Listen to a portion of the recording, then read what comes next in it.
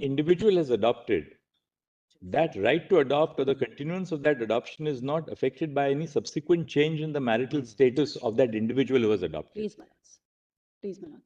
My lords, in fact, the ART and Surrogacy Act, the validity of some provisions are being considered by Court 5. There are a clutch of petitions that have challenged some provisions.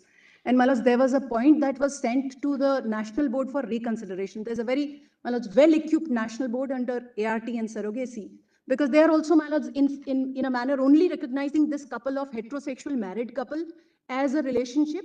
And my lords, single women are allowed under the ART. And only widow and divorced women are allowed under surrogacy. Ms. Bhatti, can we then summarize your submission in the following terms? That just as there is no recognition, according to you today in the state of our law, of a same-sex marital relationship, which is legislatively recognized, parallelly, there is no recognition in our law today of the right of a same-sex couple to adopt a child as a couple. Lordships. Yes, my lords. I bow down, my lords. And that is based on the foundation that a child must have a stable family existence, and which you postulate would exist in the case of a heterosexual marriage. My lords, would your lordships just make a note of the sections that I am, my lords, Yes. giving to your lordships? The Juvenile Justice Act, my lords, I wanted to show to your lordships, it is at page 82 of my compilation A. I wanted to show chapter 8 to your lordships. And before that, I wanted to show some definitions and some general principles which are in section 2 and section 3. My lords, those general principles are very, very critical, my lords, from my perspective, because that is really an... Provisions you want us to see? My lords, I want to draw your lordship's attention to some definitions in section 2 and general principles in section 3, my lords. Which are the definitions section 2? My lords, the definition sections, there are three kinds of children who are available, my lords, free for adoption. My lords, abandoned child, orphan child, or surrendered child. My lords, this is 82 volume compilation 1, I think. Compilation A, my lords, we are calling it, and lordships will find it. Printed 87, actually. Yes, my lords. Printed Page 87. 82 it starts, my lords. Printed 87. Compilation, which compilation is it? Compilation A, my lords. Yeah, no? Yeah. All right. Also, 87 में? Printed 87. You have It's 87. index and 87 it starts, my lords. 87. Yes. So these three definitions, your lordships will note, my lords, abandoned child to 1. Then, my lords, please see a definition of adoption itself. Process through which adopted child is permanently separated from biological parents and becomes lawful child of adoptive parents with all rights, privileges, and responsibilities that are attached to a biological child. Best interest of the child means the basis for any decision taken regarding child to ensure fulfillment of his basic rights, needs, identity, social well-being, physical, emotional, intellectual development. Child means anyone below 18. Please see 15, child-friendly, 16, child legally free for adoption. Please now come down, my lords, to orphan at 42. Section 2, subsection 42, orphan. Then, my lords, 49, prospective adoptive parents, same as 57. Now, permit me to, my lords, take your lordships. A surrendered lordship will note is 60. Section 2, subsection 60 is surrendered child. And sponsorship, an example of which I gave, my lords, is defined at 58. My lords, the general principles, my lords, that are in section 3, there are total 16 principles, my lords. They, my lords, they've been culled out from the United Nations Child Rights Convention. And, my lords, I want to highlight to your lordships the aspect of number 1, presumption of innocence. My lords, the principle of best interest to develop full potential, principle of family responsibility, positive measures, my lords, and I want to read this one, my lords. All resources are mobilized, including those of family and community, for promoting well-being, facilitating development of identity, providing an inclusive and enabling environment to reduce vulnerabilities in children and the need for intervention under this act. This act is not to promote adoption. This act is to make sure that there are less and less interventions under this act. You are reading from section 3? Section 3, Principle 6, I placed. Sixth one, okay. That's positive measures.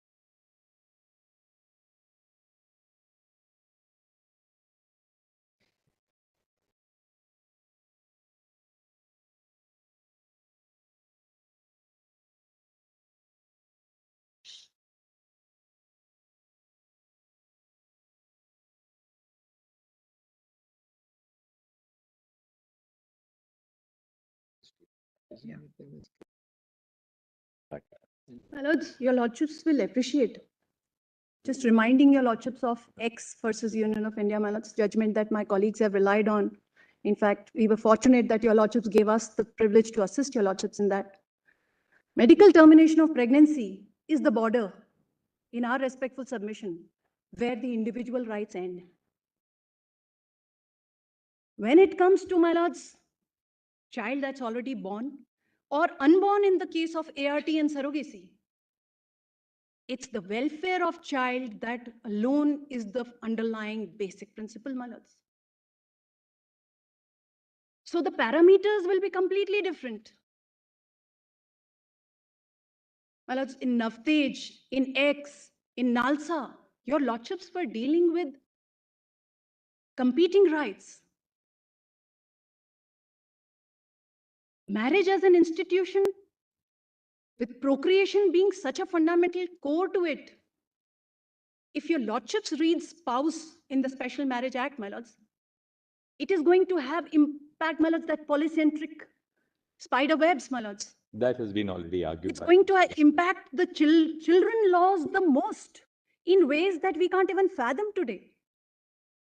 Because children need that certainty of law, that conformity, my lords.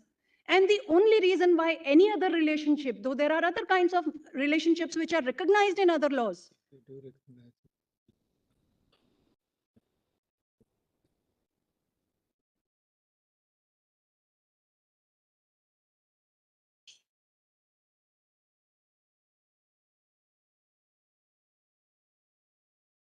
go to, my lords, great lengths to protect their children from when they can vote, when they can marry, when they can drink, when they can...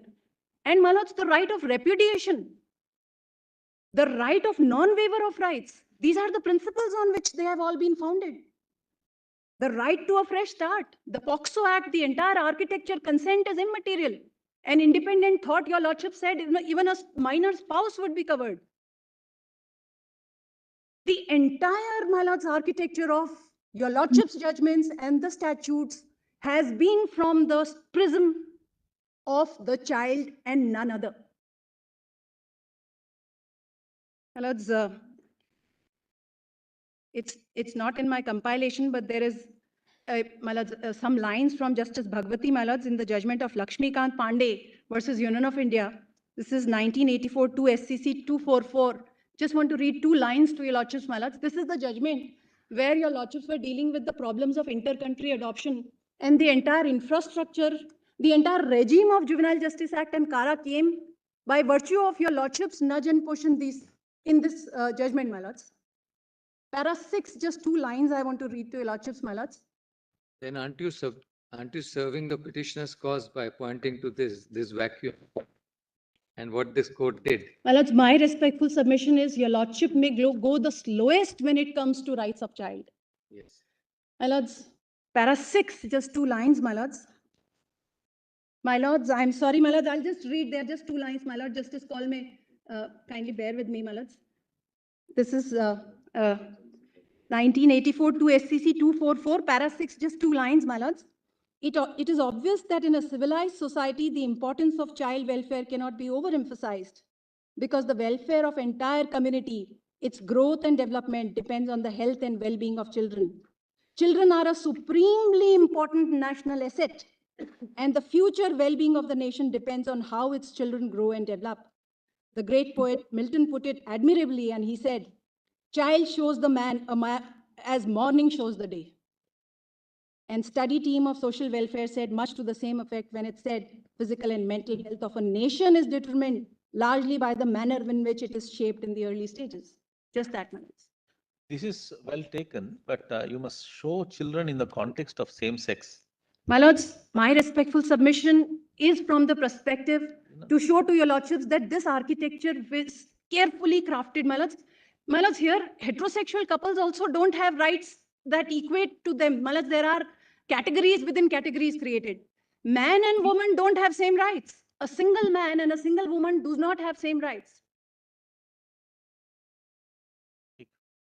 So from that perspective, my lords, there is no, in fact, the only recognition is to the child's right. In fact, when I'll show to your lordships, my lords, your lordship saw that section 3, my lords, with me. My lords, then please come to straight away chapter 8 of the Juvenile Justice Act, my lords.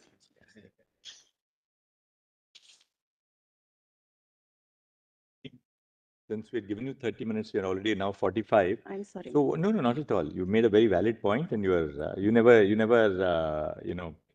yeah, everything that you say is always very precise and full of substance. So just formulate your submission so that, forget the submissions, we'll read the submissions, of course. But if you can just formulate it, so that then we can take it down and then we can focus on it. Lordships may go through only my note. Just part B is the portion that I've dealt with. I'm just going to quickly tell your lordship. If you can just sort of highlight what are the key areas, because I think now we've seen the broad architecture, etc., of the law that you have showed us. You can formulate 3 or 4 key submissions, and then we can. My lords may note, my lords, in the CARA adoption guidelines, the latest ones are of 23rd of September 22. That's at page 228, my lords, in this compilation A. And just 1 second. Let's just take it 1 second. 2 to 8, my lords. 3rd of September. My lords, this is 23rd September 22. These are the latest guidelines, but I put the old guidelines of 2017 also, and there are very little changes. The architecture continues in the same manner. Ms. Bhatti, what page did My lords, this is page 228 in compilation A. compilation A? And my lords, your lordships will pay close attention, my lords, is my respectful submission to the general principles governing adoption, Regulation 3, Regulation 4, child eligible for adoption. My lords, this OM that came was from steering committee, my lords, discussions. One point that was put was that child is trans. How is he dealt with in CARA guidelines? CARA guidelines make no distinction. What is the gender of the child? What is the disability of the child, if any? What is the age of age? Well, so protection is given only on 2 occasions. What is the age on which it is given? So Lordship will have a quick look at Regulation 5. That gives, my lords, Regulation 4 gives child who's fit for adoption, and Regulation 5 gives eligibility for adoptive parents. That's at page 230, my lords. Your lordships will see that man-woman relationships are immaterial. So a man cannot adopt a young girl child. And it is in this manner, my lords, that it has been crafted. Then 2 years of stable married relationship is extremely critical. My lords, that your lordships will find in Regulation 5. My lords, I also want to draw your lordship's attention to, my lords, seniority in Regulation 44 and root search in Regulation 47. My lords, seniority, your lordships will find. Sorry, Regulation 44 and Regulation 44 deals with seniority of prospective adoptive parents. and My lords, Regulation 47 deals with root search. So every child is entitled to a root search, adopted child also. When either if he becomes a major, he's entitled to do that on his own or through his adoptive parents. And my lords, in the entire architecture, only at one place the biological parents' rights is protected. That is Regulation 47, Subregulation 6, where it says that the right of an adopted child shall not infringe the right of privacy of biological parents. This is the only place. So if biological parents wish their privacy to be protected, then this root search will not be given. My lords, I've given in yesterday's compilation a flow chart of how adoptions happen, my lords. My lords, I've given a data also. In fact, I took from CARA data. Your lordships will find that at page 1 of my yesterday's compilation. Roughly, my lords, I've given gender-wise. How many boys, how many girls for the last 8-9 years? How many have been given up in adoption? How many parents have registered? So roughly, to give your lordships an idea, there are about 30,000 parents who are registered prospective adoptive parents waiting for adoption. And the children, my lords, here who are in the pool are less than 1,500. There is a mechanism for, my lords, you have to reserve every prospective, and then, my lords, there is a mechanism for intra-country is the last resort. Only 1,500 children are available for adoption across India? My lords, yes. And not yet available. They are in the pool. My lords, because there is a time period that's available for children who are surrendered. The biological mothers or parents can reconsider if they want to. So there is a mechanism that is laid down, my lords.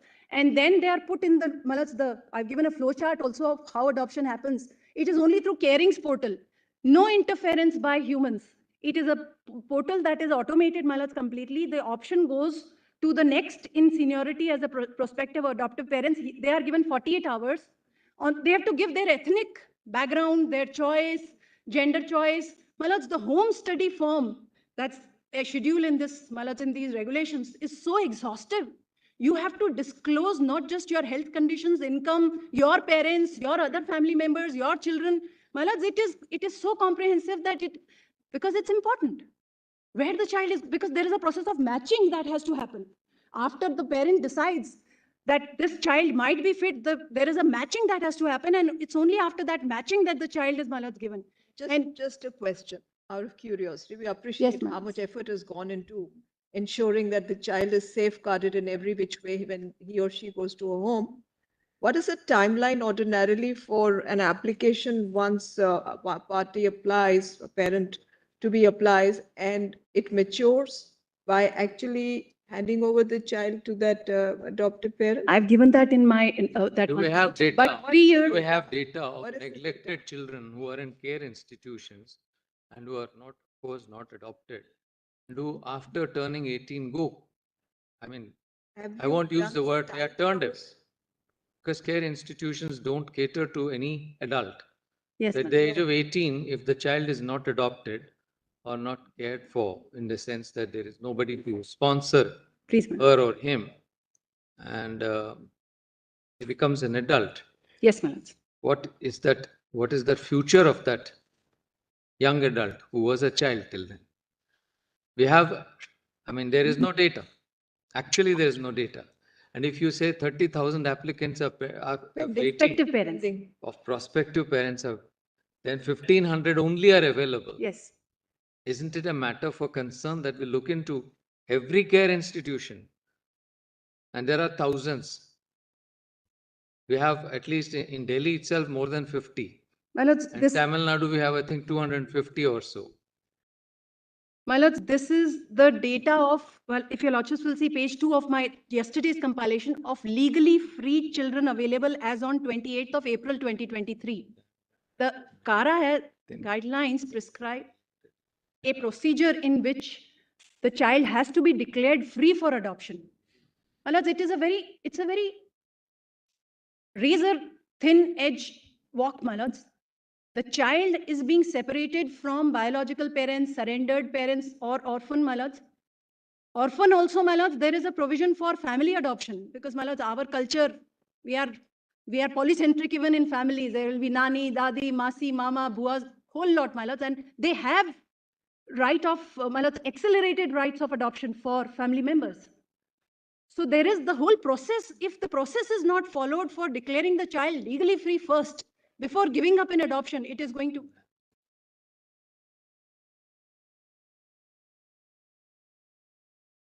I just want to quickly, my lords, just tell your lordships what the rest of my note is. Lordships will just see that, my lords, I have also, my lords, I've adverted to in between the ART and the surrogacy mechanism is also like that. I just quickly want to mention this, my lords, this, the National Board of Surrogacy and ART, they were referred some, my lords, issues that why are you not allowing donor gametes in a surrogacy?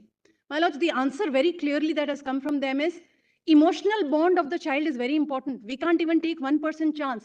So they say between the egg, the sperm, and the uterus, at least 2 of them have to be of biological parents. So while ART allows donors, surrogacy, where you're using the uterus or womb of another woman, altruistic, no commercial, because now the regulation is very clear. You can't use donors. Though Malat's Code 5 will deal with those challenges, but the reasoning that has come is that there has to be a strong emotional bond of the parents who are going for these assisted mechanisms. Malat's, we have given, I think I've covered most of it, Malat's. I would draw your lordship's attention to, Malat's, one more aspect. The special provisions with regard to children, to women, my lords, is also something that your lordships will have to look at very carefully.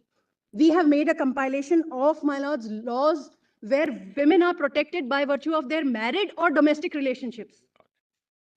Thank you, Ms. Vativil. And my lords, one more thing, we made a chart of these 34 countries which have in some manner recognized their civil unions, though it's a phenomena only of this millennium, my lords.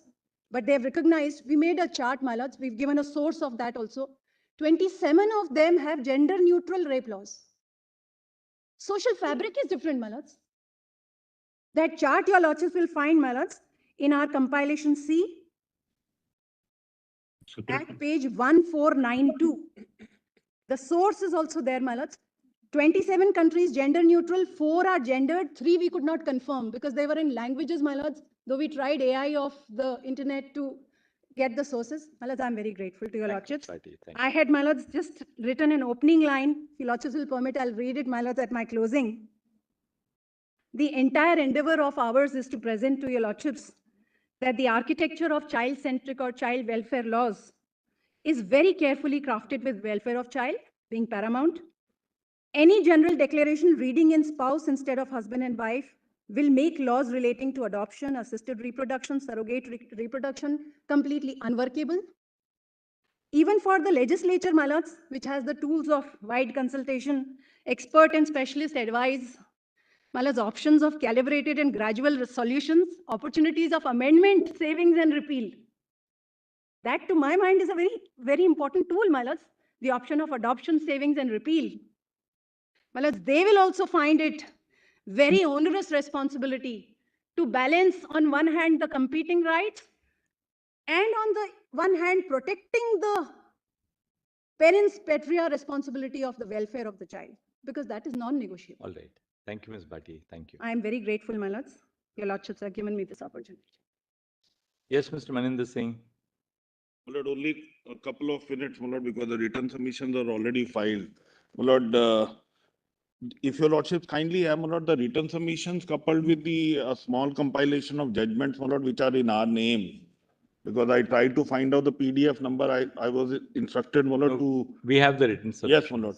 Now, I have only 2 points to make, my lord, in support of the same submission. What are the 2 points? You Yes, can just my lord, formulate first them. of all, on the point, my lord, that under Section 4 of the Special Marriages Act, by virtue of, by process of interpretation, my lord, it may not be permissible for recognition of same-sex marriages. Just 1 second.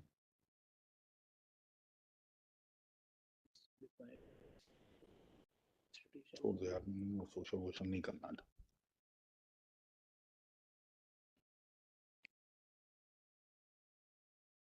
Special Marriage Act. Yes. Well, under Section 4 of the Special Marriages Act, all sub-clauses are conditioned in addition. I don't want to repeat. And what is the second point, Mr. Second point is, my lord, on that as late as 2022, my lord, I have placed 3-4 judgments of your lord, my lord, of the different courts, which, my lord, 2 are Privy Council and 1 is from Hong Kong, my lord, where 2 out of the 3 judgments where similar rights had been claimed, my lord, were declined. And in one of the judgment, constitutional validity of declining this right, such a claim, which was placed before the court, my lord, is rejected. That is, that a provision we say, no, there would not be any recognition to same-sex marriages, which was put in question on constitutionality, is declined. My lord, if your lordship will just have a look at the judge, small note, my lord, I'll just Yes. show the provision. It's like that DOMA, the DOMA. Page 18. Yes, my lord. DOMA was struck down. Here you say DOMA was upheld. Yes, my lord. Page Yes, 18. your lordship is right. Page 18 of your submission. Yes, my lord, if your lordship may just give me, only make a note, my lord, in para 14, we have also relied on section 112 of the Indian Evidence Act in support of the first submission. And then, my lord, if your lordships come to para 16, my lord, which is extremely important. 1-6. Yes, 1-6 at page 7, where 3 provisions of 3 personal laws, my lord, where there is that ability to procreate, which is one of the conditions in section 4, is a ground for divorce. In all the 3, my lord, personal laws of Hindus, Christians and Muslims, which is, my lord, mentioned in para 16. And then, my lord, if your lordships rightly, my lord, pointing out to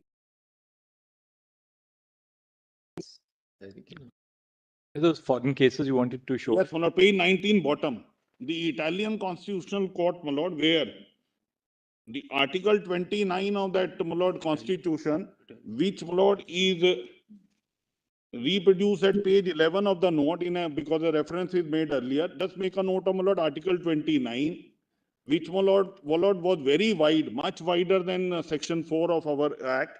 Article And where 29, where, Mr. Sorry. My lord, if your lordship may kindly see page 11, 21. page 11 of the note, Right. Para 21. Okay.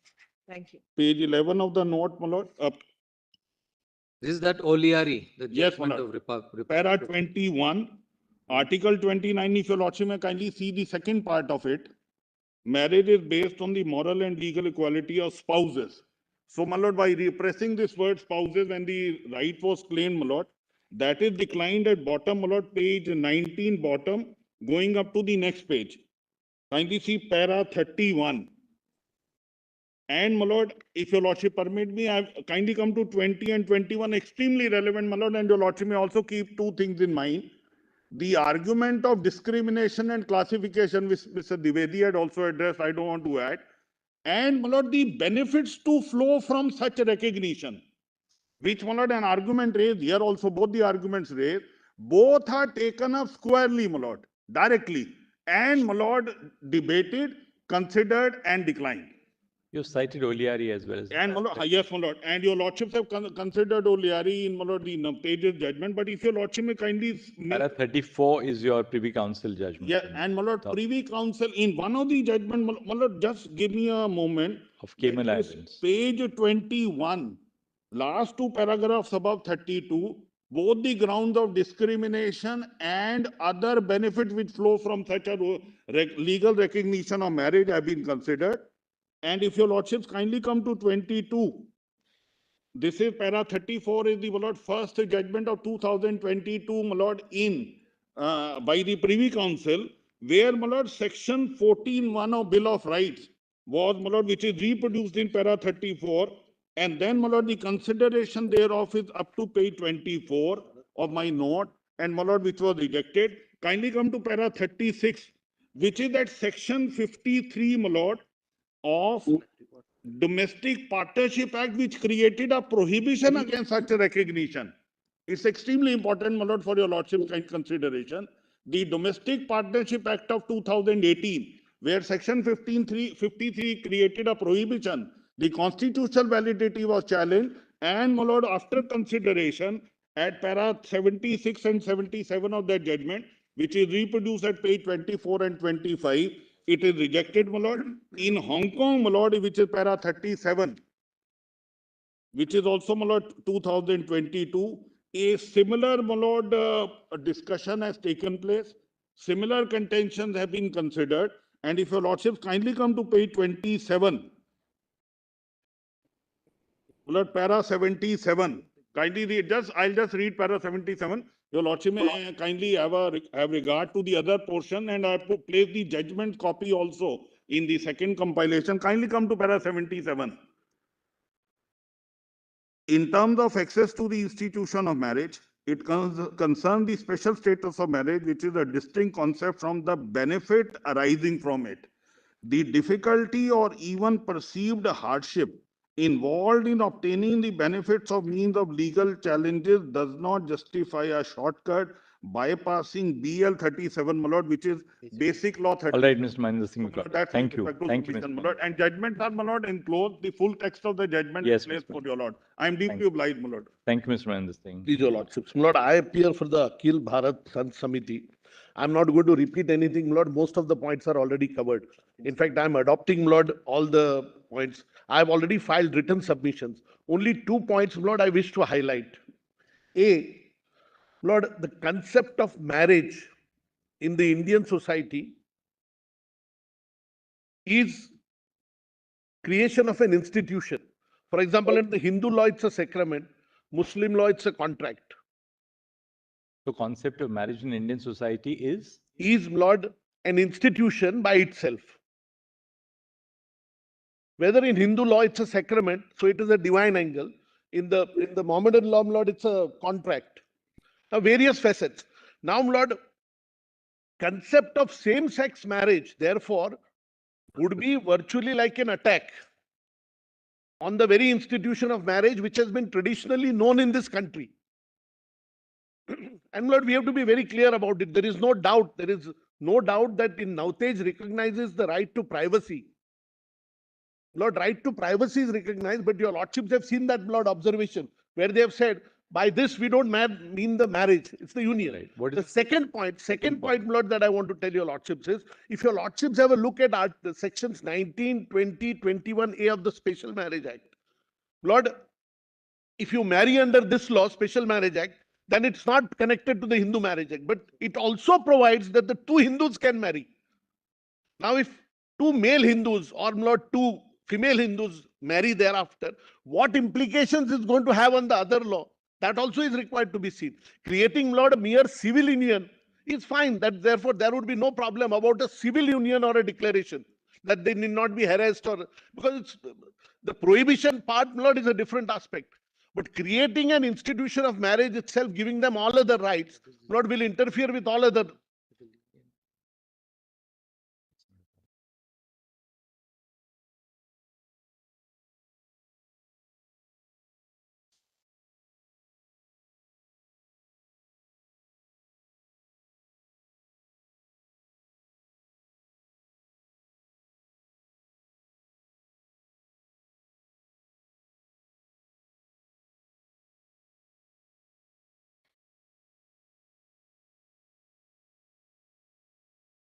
Yes.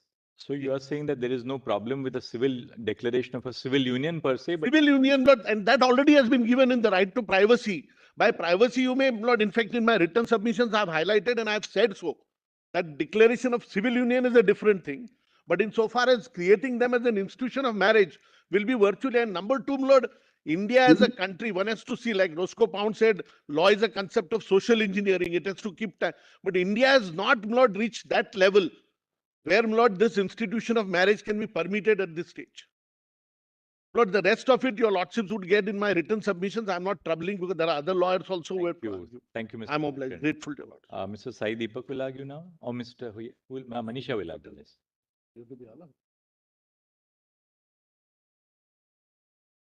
Look, the state has filed an intervention application seeking to respond to various petitions praying inter alia for a judgment and judgment declaring the marriage between persons belonging to the LGBTQI community as legally valid in the context of the Special Marriage Act and the Hindu Marriage Act. Lord, my Lord's Ladyship, I've had the privilege of hearing the arguments of the Attorney General, the Learned Solicitor General, and other counsels preceding me. I'll abide by the two regulations circumscribed by the Honorable Court, one being the time constraint, the other being not reading out any judgments. My Lord, I've formulated a few points, my Lord, for consideration of the Honorable Court.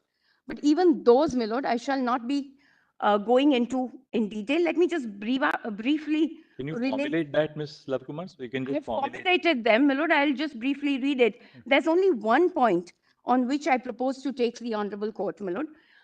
My 4 points which I have formulated relate to reading up, reading down, updation of the existing law, governing marriage, especially the SMA, to include non-heteronormative unions would lead to altering of the cultural edifice. You know, substantially already dealt with by the other councils. I wouldn't delve any further into it. Necessity for a wide consultative process and comprehensive deliberation by the legislation, but it also has been extensively dealt with by the Learned Solicitor General. This is what I wish to further, my Lord, highlight, this and the next point. It is not a case of exclusion or prohibition, but a case of non-inclusion in a targeted legislation enacted with special aims and objects. And my Lord, taking this further from the deliberations, as transpired in the court yesterday, tracing any right of recognition by whatever name called, within or outside the framework of matrimonial laws, would result in the creation of a new institution, dehorse the democratic process. My Lord, the inevitable ripple effect on numerous legislations, and my Lord, of course, my Lord, submissions with regard to the Foreign Marriage Act would get covered in the submissions already made with regard to the SMA. If time permitting, I'll make a 2-minute submission on that.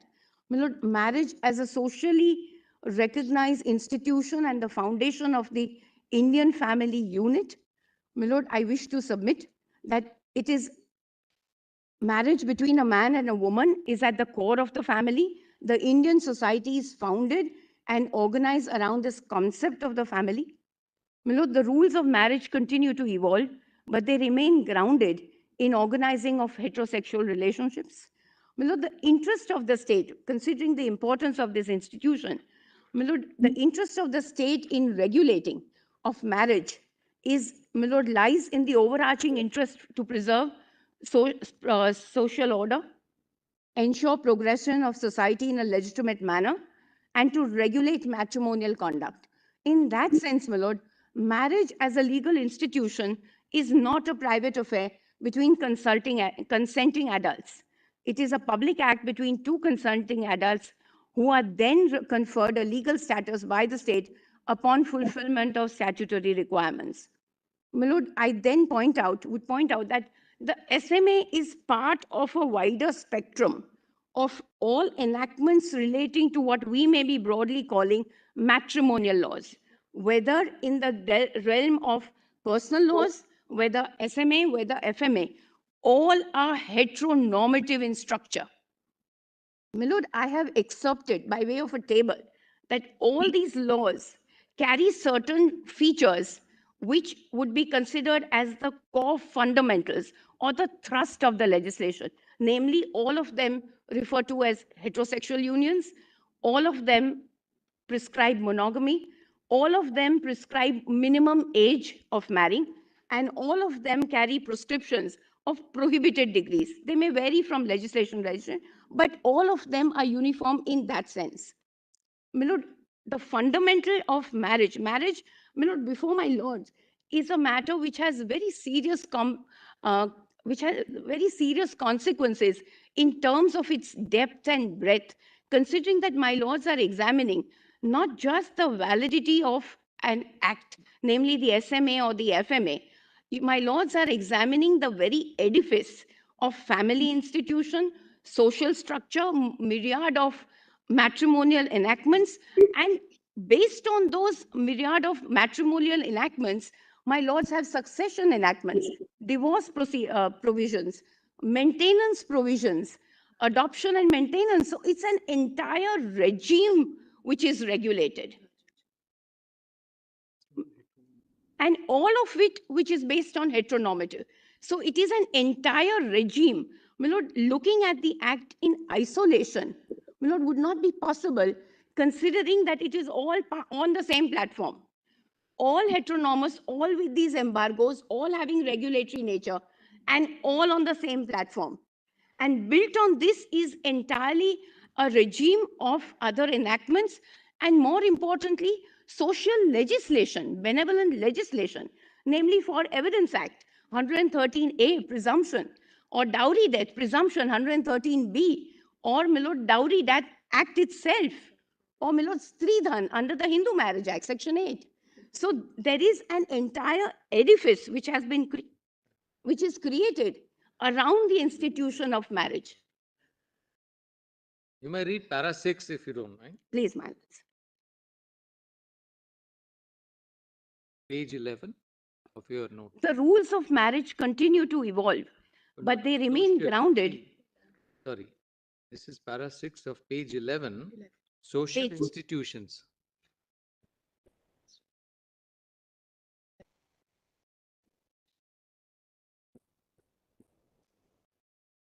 Brief note to the written submission.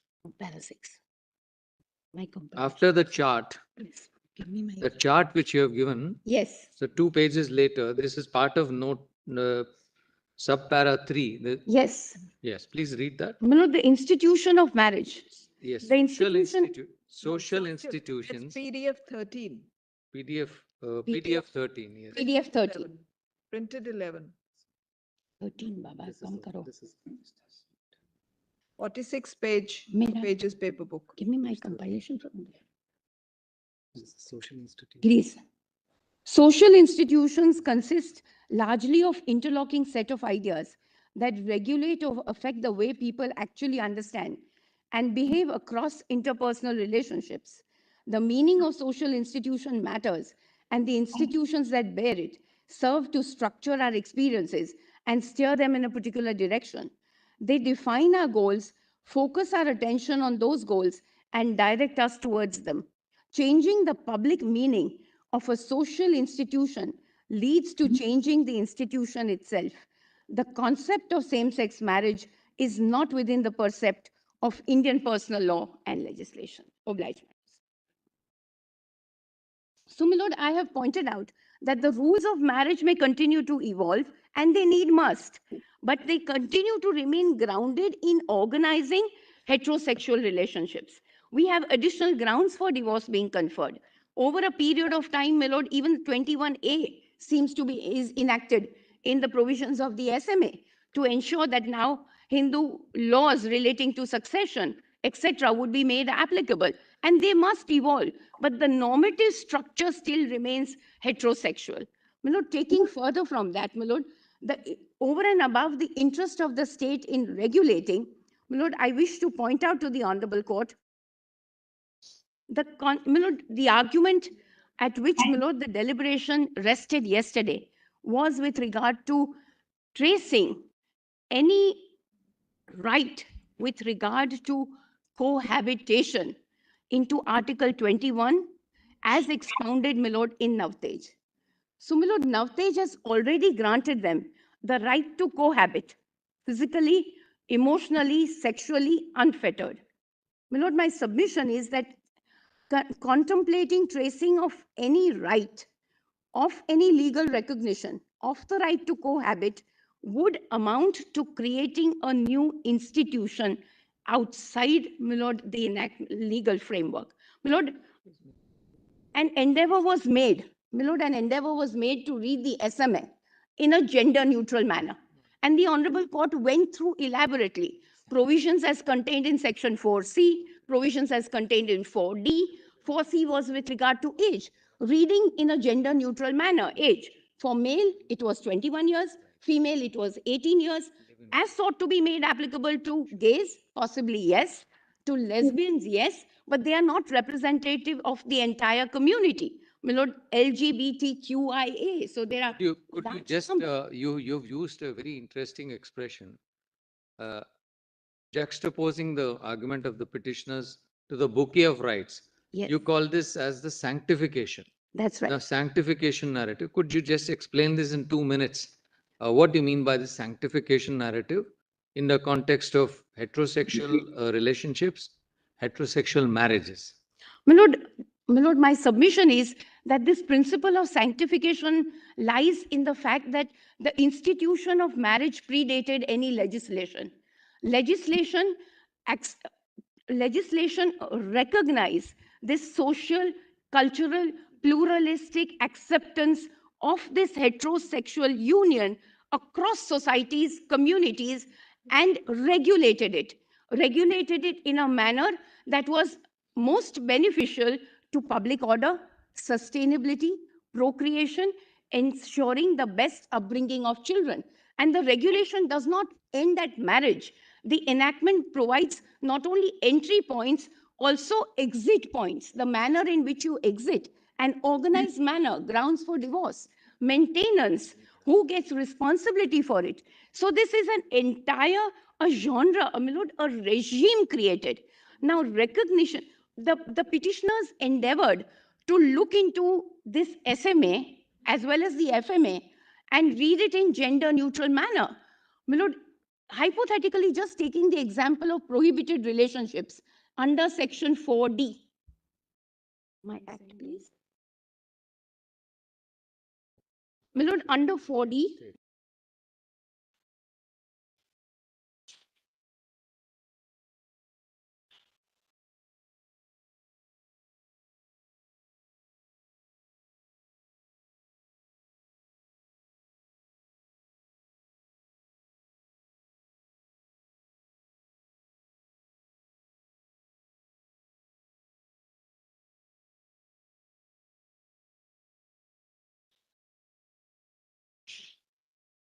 Thank you, Ms. yes, no, my lord, would my lords, I need to make one important submission. Yes. If my lords be pleased to turn to my note, which I forwarded yesterday. I wish to hurriedly go through that. I'll take 5 more minutes. My lord, it's a 5-page note mailed yesterday. Yes. My lord, part 3, consequences of any declaration. Sorry, Ms. Lavkumar, there's a 9-page. 9-page note. I stand correct. It's a 9-page note. I'm only going on part 3. That's all I wish to, my lord, read. Part 3. My lord, it would be page number 3. Page number 3, part 3. Yes. My lord, any declaration of from this honorable court would have very serious ramifications. The edifice of matrimonial laws and ancillary laws are extremely regulated. Sans any regulatory regime, a judicial recognition would create serious social and legal issues. My lords, please to note, Section 4 had a bunch of regulations, age prescription, prohibition related, prohibited relationships, bigamy, etc. Any recognition would become a law within the meaning of Article 141, and it would be binding on, my lord, the entire judiciary, and plethora of litigation would come seeking recognition. But dehoards this regulatory regime. Tomorrow, my lord, Navtej only talks of consenting adults. What about prohibited relationships? What about bigamy? My lord, there is no regulatory regime. Any recognition dehoards this regulatory regime would have serious consequences.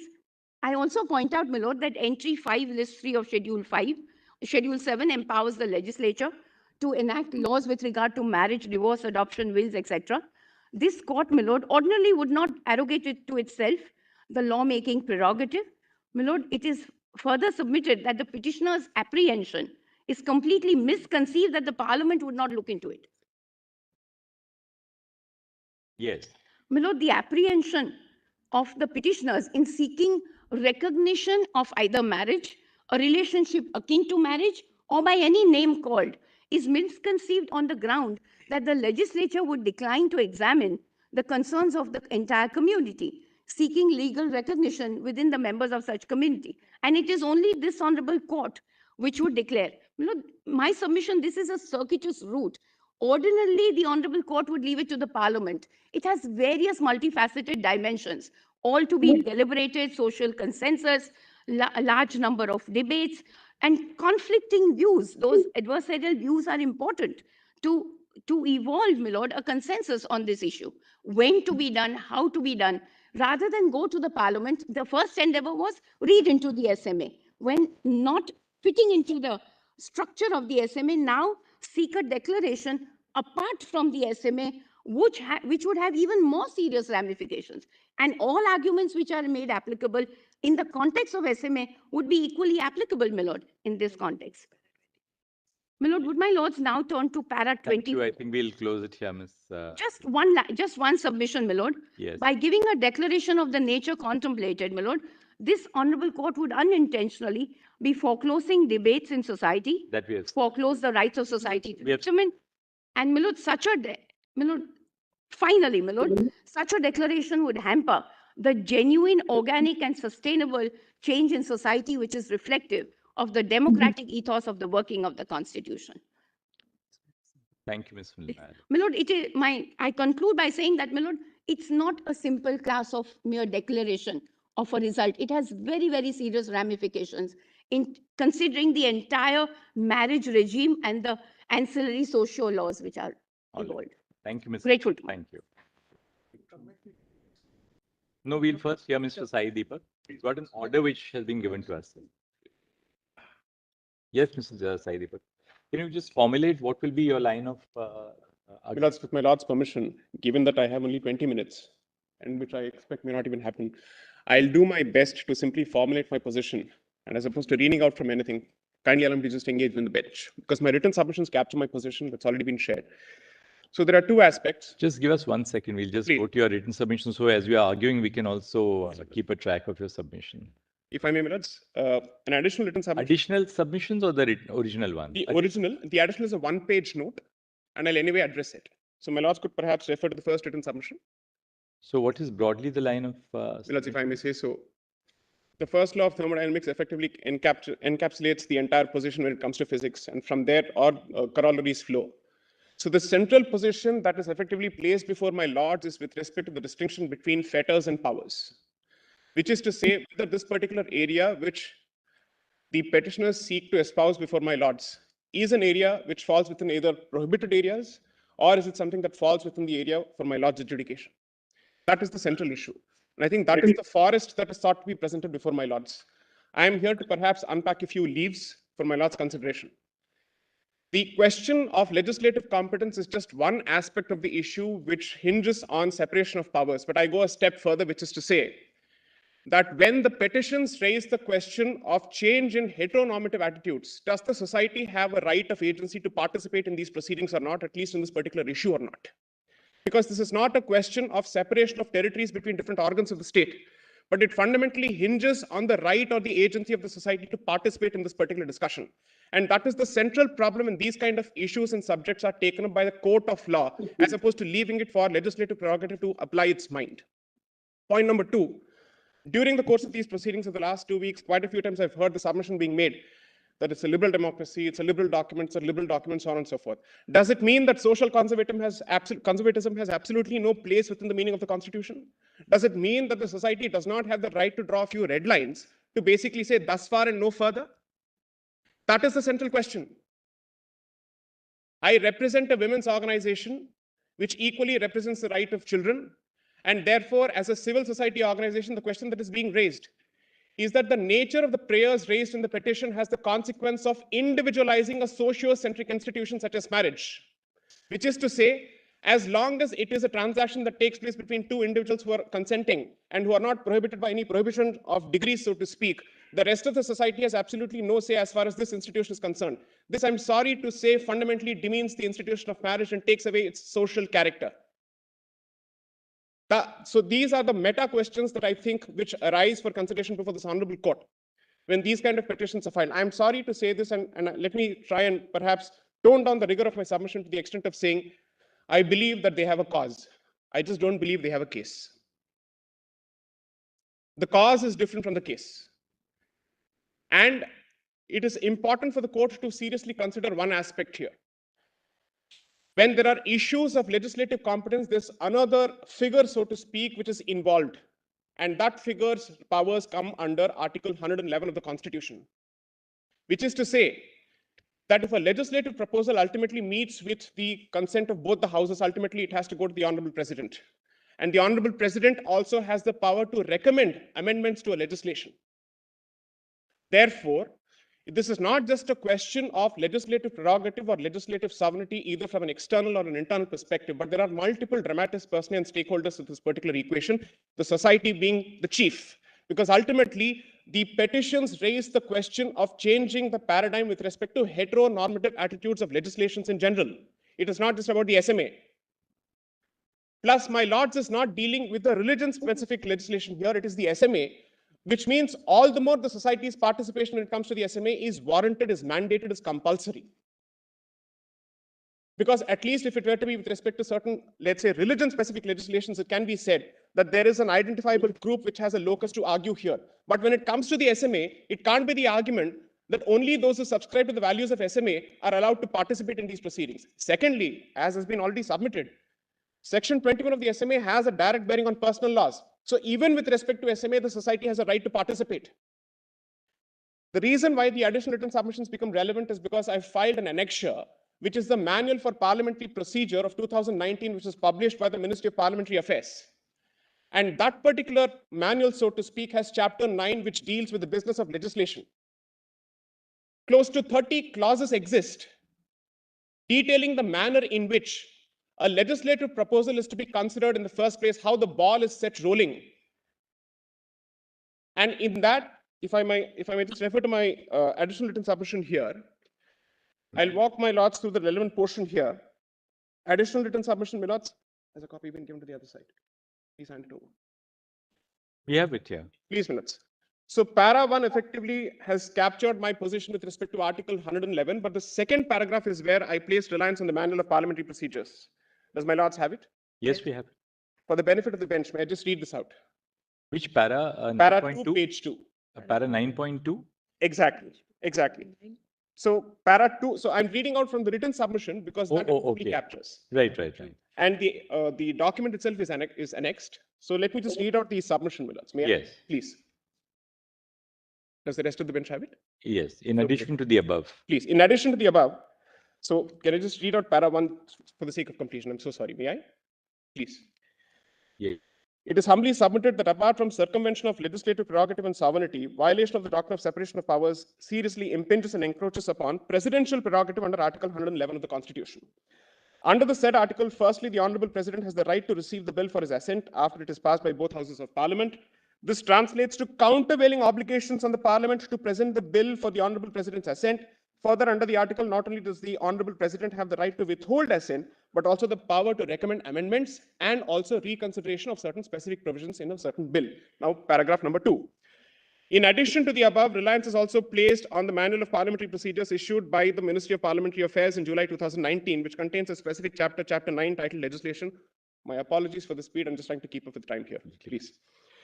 The said chapter spells out in great detail the steps to be undertaken in promulgating a legislation. Critically, clause 9.2 deals with the pre-drafting stage of a legislative proposal, which is divided into 4 broad stages that include consultation between the concerned ministry to which the legislative proposal relates and the Ministry of Law and Justice.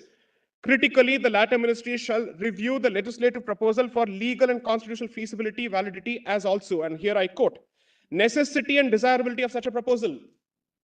Clause 9.5 envisages approval of the cabinet followed by an assessment under clause 9.6 of the expenditure involved.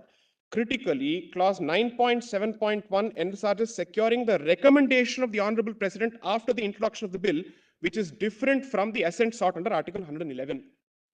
Then, my lords, clause 9.12 speaks of the possible referral of that particular bill to a select committee or a joint committee or for circulation for public opinion. If I may say so, and I say this with the deepest of respect and the greatest of humility that I can command at this point, that the judicial mechanism cannot be a substitute to any of these steps, especially when it comes to such a serious issue. And I draw from Hindu law here that the purpose of marriage or the object of dampatya is a child, is procreation. Now, therefore, comes the central question with respect to all the permutations and combinations which my lords posed by way of circumstances. What happens to a single child? What happens to a single parent? What happens if it's a homosexual single parent? So on and so forth. Allow me to answer this question in a slightly different fashion. Public morality is decided by normative attitudes. The norm is decided primarily by the mainstream. This is not a majoritarian argument. This is a statement of fact in a democracy. Point number two. When normative attitudes are sought to be revisited, to say that those who constitute the norm don't get to participate in this discussion because that particular process and that particular, let's say, dance of democracy is sought to be circumvented by using the instrumentality of the court to secure a certain outcome, I'm sorry to say, defeats the purpose of advocacy. Those who are interested in convincing the society are expected to engage with the rest of the society to make good their cause. The judiciary cannot be a substitute to this particular process, because then that effectively replaces societal cogitation with, I'm sorry to use the words, judicial paternalism. That can't happen. 3,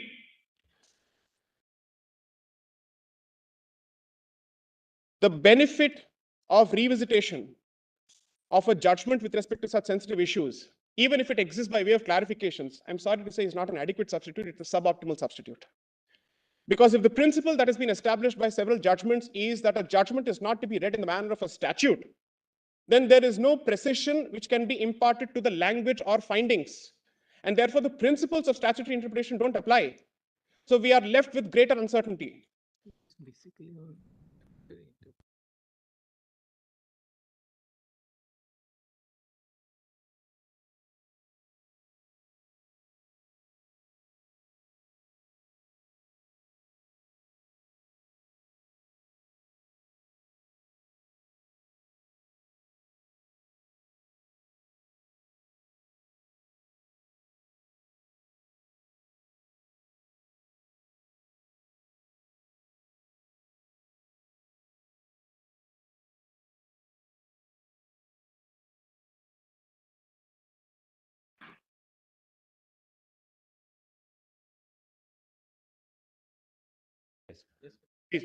Please.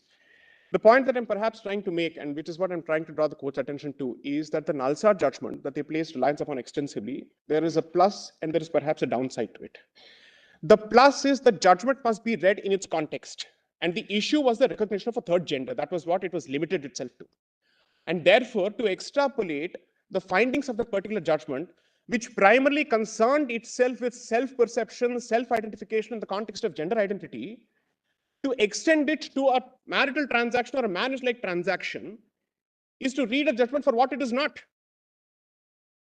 Secondly, there are only 3 places. I think we perhaps are aware of how to read these judgments. Please. We don't need to be taught. No, Millets, I'm sorry. I understand. I'm just placing reliance on this and just making Yes, we understand that these are contexts. Please. Whether they're analogies or not is up to us. My lords, please, Millets. I'm grateful.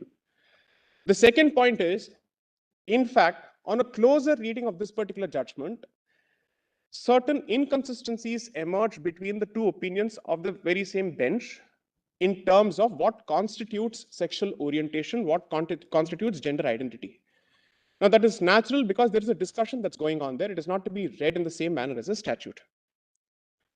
In fact, therefore, the judgment, which doesn't exactly help their position, also points to a certain problem with respect to judicial revisitation of some of these aspects. And the judgment of Arun Kumar of the Madras High Court is actually in the teeth of the submissions being made here. which is to say narrow language being expanded through judicial interpretation contrary to legislative intent and history, is to rewrite legislative history, and judicial reinscription, which is retrospective in nature, may not be exactly permissible. That's one. Then, the submission with respect to international law, all the general instruments apart, the Yogyakarta principle, specifically clause 24.e, specifically leaves it to countries to decide if they wish to have recognition with respect to marital unions. So it's not as if there is some kind of a binding precedent here, or there's no international instrument that says that you shall. I'm not arguing for it should not be. Kindly let this caveat is important. I'm simply saying, if the door of judicial intervention in this matter is open for one case, even though the cause may be worthy, what does it do for the future? Because ultimately, it's not just a question of one matter. It's a question of the future as well. So therefore, there are specific aspects that relate to the issue in question, and there are general aspects that relate to the separation of powers and societal participation that go well beyond this matter.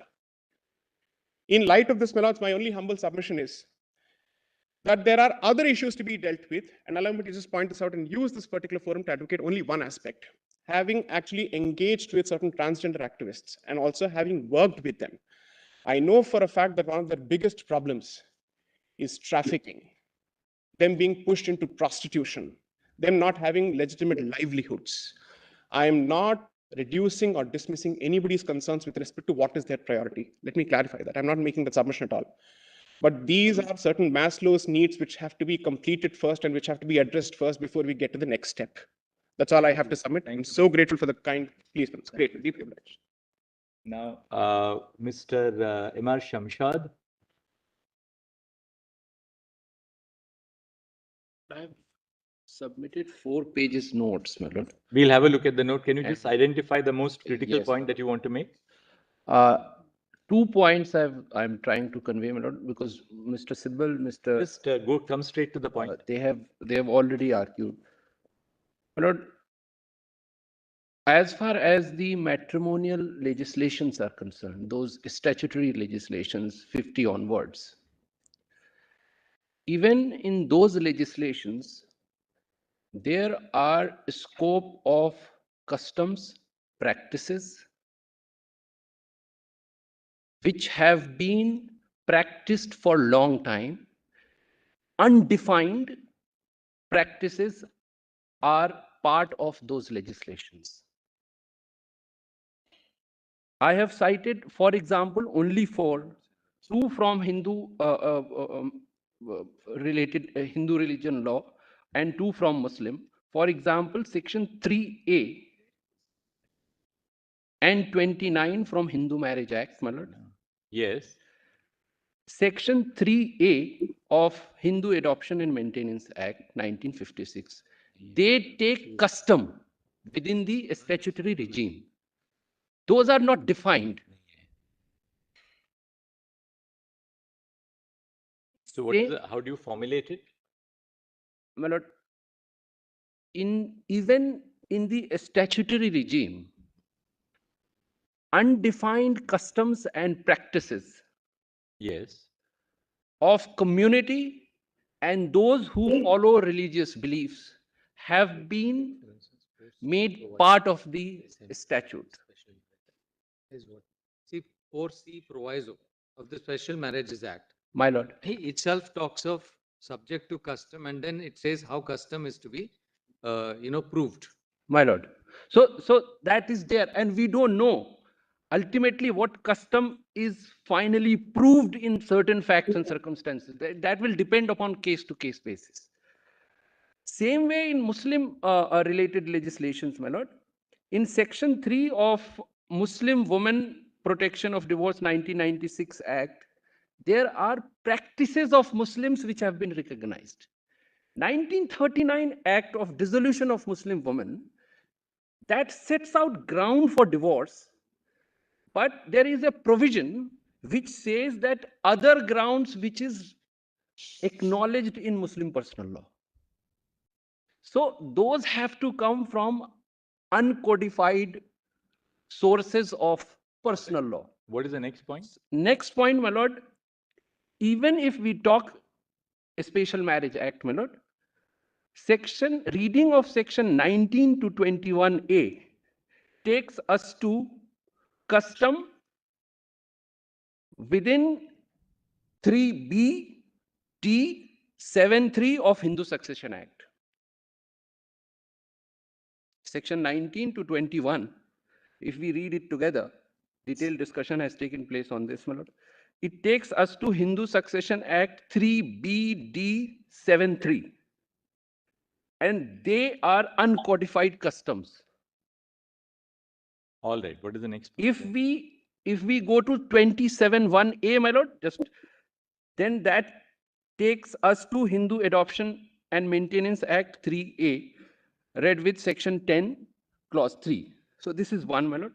Second, as far as declaration is concerned, the declaration that has been sought for from that side, I completely adopt the arguments of Mr. Dwivedi, learned Solicitor General, Mr. Kapil Sibal. My lord, if your lordship declares this right, I just want to flag one or two problems. Within the realm of personal laws, those that relationship may not be recognized, and it is not recognized in many personal laws. At the same time, we have certain statutory bodies which only regulate religious affairs, like Hajj committees, like certain shrine boards. They only regulate religious affairs. Like if somebody goes tomorrow to Hajj committee and says, I have constitutionally declared right to remain as union, and I want to go on Hajj as couple, married We'll have couple. to wrap up now, yes. So that I have 2-3 examples that I have All set right, out. we look at the... These are the problems which will be faced by even statutory bodies that you... All right. So Thank you, Mr. Shamshad. I'm deeply obliged. Call upon Ms. Priya Aristotle, please. Thank you, Mr. Shamshad. Thank you. I'm deeply obliged. Sorry to cut you short, but we are now... No problem. We'll read your note. Yes, Ms. Aristotle. Much obliged, my lord. I stand here representing a student, Jerusha Joel, and I have 3 lines of argument only, my lord. One is about the history and the marriage aspect, which is social, and about the canvas, which my lord opened up. Normally on a canvas, we want to see who's behind. You've given us written submissions? Yes, All so right. I will not get deep into it, but how much is necessary. And Right. third is the ASG addressed about the adoptions and the kids.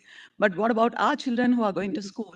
They have been receiving a lot of propagation which has been going on, and we just need a little protection for them at this tender age when this is being done on a day-to-day basis in the name of gender clubs. So the first is, as we all know, the word normally used here, even in IPC, was sodomy. The origin of it is the sin of Sodom, which comes from the Bible. And What's the core of the submission? Tell us the core of the submission. I just want to bring up the historic aspect. No, don't give us history. Give us the core of the submission. Minute, that is all. Yes. So I just want to say that we are not following the Victorian law, but it originated 5,000 years back, and it's basically the Jewish law that we follow. And that is how all this was abolished, like adultery, monogamy, sodomy, sati, everything was there, but all that came with the Reformation, which was gone on with it. Now they've come for legalizing it. As long as people do not come to legislate certain things, there are many things that are happening. Like I've visited ashrams, like because my family comes from a set of beliefs where there are no legality we got you at all. Yeah. In fact, there must be incest. It has to be in the form of legislation. Exactly. But if these people, this group is going to come and ask my lords for legislating it, definitely it's a no. But if it is going to happen behind the doors, nobody is going to be bothered. Everybody's made that point now. I think we can... Yes. Anything else which has not been covered? Absolutely, my lord. Now going behind the canvas, who is behind the canvas? Internationally, it's not just in this court. I was listening to the the US court arguments, the audio of it. Literally, it's a replica of what's happening there and in many other nations. There are no new submissions that are made. So all right, thank you, Ms. Aristotle. I think we'll close there, yes. Thank you, Ms. Aristotle. Yeah. Now, what about Mr. One thing about the UN agenda, my lord. Recently, not very long back, I have submitted my thing, so I'm just not going to get into it. But very recently, they have come with principles, more than 20 principles. And principle number 16 is about consensual sexual conduct. With the new principles coming in, my lords doesn't have to worry about the age factor, whether it's going to be 18 or 21, because UN has come up with a guideline saying that you don't have to, even if they are minors, if they're going to consent for sexual things, that cannot be criminalized. And again, it goes on for 18. It says sexual orientation. Anybody can guide a minor to get into. It comes there, my lord. I have marked it at page 119 to 144 are my UN agenda thing. So again, our children who are going to school, every other day there is propagation of this that is going on, and they need to be protected. In Russia, there's a thing against propagation of... Thank you, Ms. Aristotle. Now we'll hear Ms. Manisha Narayan Agarwal. Much obliged. Thank you, Ms. Aristotle.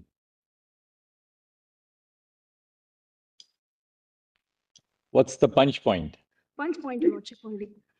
Lordship, my punch point is in the first para of my written submissions, Your Lordship. The question I ask myself is, can there be a declaration of, can there be a declaration that an absence of recognition is void? And what will be the consequence of such a declaration, my Lord? Will the consequence of such a declaration be creation of the recognition? And there is only one parallel which I will draw is, there was a time when our statute recognized joint and several liability partnerships, but did not recognize limited liability partnerships. Could someone take up the Partnership Act as law under Article 13(2) and pray to this Honorable Court to recognize, to declare as void the absence of limited liability partnerships? All right. Thank you, Ms. Thank you. You got the point. Obliged, my lord. Thank you. Mr. Joby Verghese.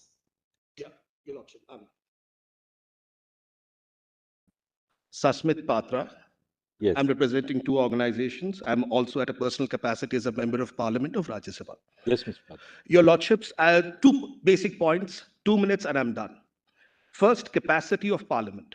That has not been taken up. We've talked about separation of powers, various things, capacity of Parliament. I'll elaborate on that. Second, role of politics. Just 1 second, I'll read. I'm sorry, Your Lordship, I'm having to rush because of the time. But what was the argument, Mr.? The argument is capacity of Parliament. I've filed a 3-page submission report in which the 4th para, if you see, there is a table. Just give us 1 minute. So what we'll do is we'll come back after lunch. We'll give you 5 minutes after lunch. So Thank you, Your Lordship. Deeply obliged. I need five to Certainly. I'll not repeat anything. Certainly. Of course, we're not. Your Lordship's leave to upload the note in rejoinder, my Lord, which will be the basis for the submission today. All right. Yes, certainly. Great. My Lords, in 501.13, council is appearing online, my Lords. Come back after lunch.